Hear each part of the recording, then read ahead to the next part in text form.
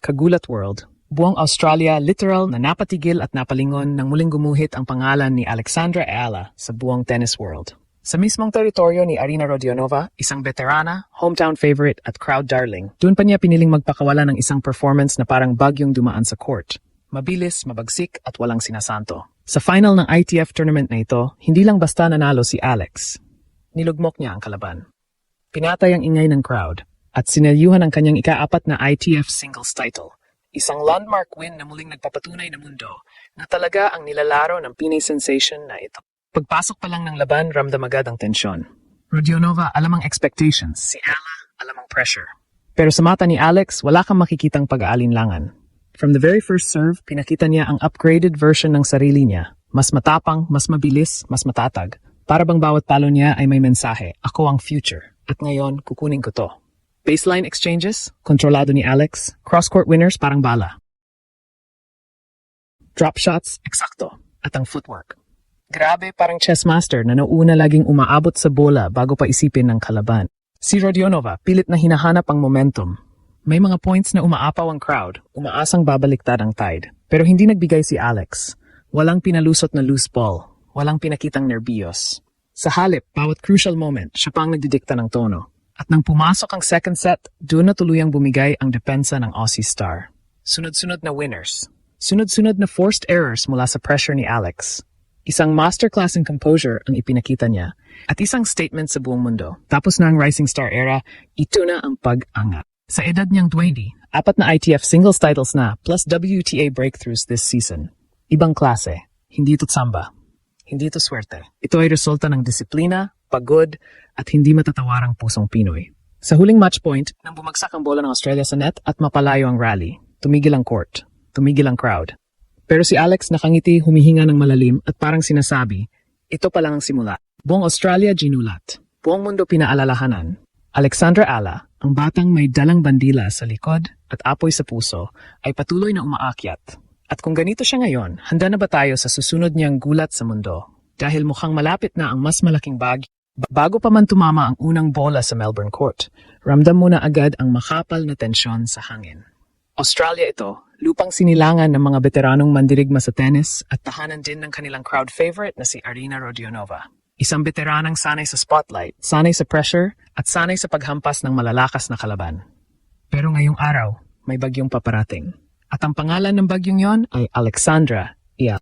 Sa tune-up warm-up pa lang, may kakaiba ng rhythm si Alex. Hindi siya nagmamadali, hindi siya kinakain ng crowd energy. Tahimik, composed, at para bang may sariling mundo. Ang bawat practice swing niya may diin, ang bawat paghakbang may direksyon.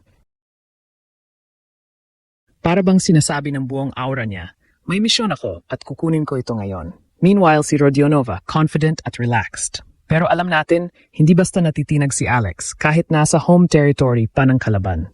Pagsabog pa lang ng unang serve, nagiba lahat. Si Alex ang unang nagpakita ng intent, deep baseline pressure, heavy topspin, at mabilis na footwork na parang may naka-install na turbo sa paa. Umalingaw-ngaw ang crowd nang pumasok ang unang long rally. Si Rodionova ang unang nagpakawala ng agresibong down-the-line attack, pero sagot agad ni Alex, isang cross-court forehand na may bilis na parang kidlat. Boom! First point kay Eala. Doon pa lang? Naramdaman na ng buong stadium na hindi magiging madali ito para kay. Habang umiinit ang laban, mas lalong lumalabas ang maturity ni Alex. Hindi siya basta sumusugod, pinipili niya ang tamang sandali. Parang chess player na nauna ng 2 galaw. Kapag tinataas ni Rodionova ang pace, pinabalik ni Alex ng doble. Kapag sinusubukan siyang guluhin ng angles, nag-iiba siya ng rhythm, pinipilit ang Aussie na lumabas sa comfort zone. At dito mo tunay na makikita kung gaano siya nag-evolve. Yung Alex na minsan kinakabahan sa big points, wala na. Pinalitan ng isang atleta na solid ang confidence at laser-focused sa bawat ball strike. Sa gitna ng unang set, sumubok si Rodionova ng 3 sunod-sunod na drop shots. Isang taktika para guluhin ang kontrol ni Alex sa baseline. Pero hindi umubra. Sa bawat drop shot, nandoon si Alex mabilis, maagang nababasa ang intent at pinapabalik niya iyon gamit ang precise passing shots. Tumahimik ang crowd sa unang beses. Sa pangalawa, napanganga sila. Sa pangatlo, napaslow clap ang ilan. Kasi hindi nila inasahan na ganito pala kalupit ang instincts ng batang Pinay.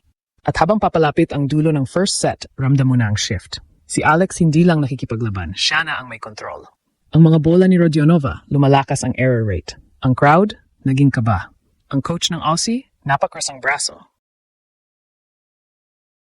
Dahil alam nila, iba ang tinitira ni Ayala ngayon. At pagpasok ng second set, doon natin nakita ang tunay na evolution ni Alexandra Ayala. Kung sa first set ay pinakita niya ang unshakable composure at laser accuracy, sa second set naman, pinakita niya ang dominance. Hindi lang siya lumalaban, siya ang nagdidikta, siya ang nag-a-adjust, siya ang lumilikha ng tempo. At si Arina Rodionova, unti-unting nadadala sa bagyong hindi niya mapigilan. Pag-upo nila sa changeover bago magsimula ang set, pansin mo ang contrast. Si Rodionova, malalim ang hinga, halatang hinahanap ang sagot. Si Alex, steady, eyes forward, calm pero lethal. Walang bakas ng pagod. Parang fresh start pa lang siya. Seldom mo makita ang ganitong presence sa isang 19-year-old atleta. Hindi ito aura ng isang rookie. Aura ito ng isang champion in the making. Unang game pa lang ng second set, nagpakawala si Alex ng 3 straight deep returns na pumwersa kay Rodionova na umatras ng isang hakbang mula sa baseline. Maliit lang yan tingnan, pero sa tennis, malaking shift yan. Dahil once na umatras ka, automatic advantage para kay Alex. Mas may oras siya, mas kaya niyang paikutin ang bola, mas kaya niyang kontrolin ang court geometry. At lahat yan ginawa niya ng walang hesitation. Sa sumunod na rally, boom! Ayala forehand winner down the line. Crowd stunned. Rodionova tried to answer back. Sinubukan niyang bumawi gamit ang mas aggressive na second serve placement.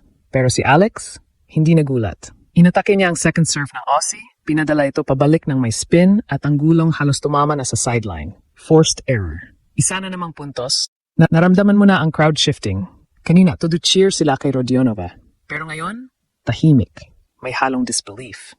Pati mga commentators, ramdam mo sa kanilang tono, parang di makapaniwala na kayang kontrolin ng isang teenager ang veteranong si Arina ng ganito ka-precise. At hindi pa doon natapos ang bagyo. Dumating ang sunod-sunod na sequence na nagpatunay. Hindi lang physical ability ang armas ni Alex, kundi IQ. Nang i-push ni Rodionova ang long rally na may heavy pace, hindi nakipagpabilisan si Alex. Instead, pinawasan niya ang lakas, pinatamaan ang bola ng mas mataas na arc, iniba ang rhythm. Ito ang klase ng strategy na pang top 50 players. Pero si Ala, ginagamit na agad, tumagal ang rally. 12 shots, 16 shots, 20 shots. Hanggang sa tamang teaming, boom, Ayala cross-court forehand na dumapo sa pinakakanto ng court, hindi nasagot, hindi nakita, hindi inabot, crowd stunned again. Rodionova frustrated, Alex calm. Pagdating ng mid-set, umakyat ang pressure sa Aussie.